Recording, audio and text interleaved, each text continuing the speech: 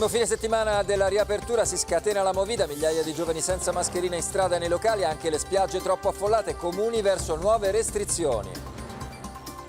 Calano i morti e i contagi, 669 nuovi casi nelle ultime 24 ore, la maggior parte in Lombardia. Al via domani il test sierologico a campione in 2000 comuni.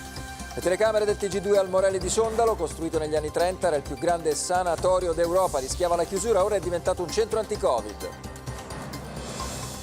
Acque agitate nel governo, a dividere la maggioranza il caso Atlanti e la scuola, stasera possibile vertice con il Premier, opposizioni all'attacco, intervista di Giorgia Meloni al TG2.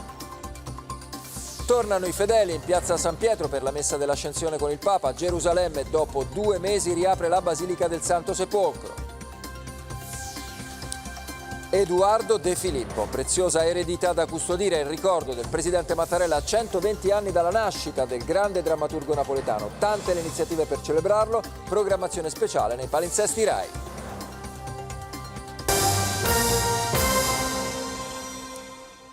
Buongiorno dal TG2, il primo weekend libero della fase 2 è iniziato con le piazze strapiene di venerdì sera ed è proseguito ieri ed oggi con la corsa alle spiagge e poi nei rioni della Movida. Molti sindaci si sono arrabbiati, altri hanno fatto parziali marce indietro rispetto alle iniziali aperture. Vediamo allora con Elena Malizia e Laura Corsi.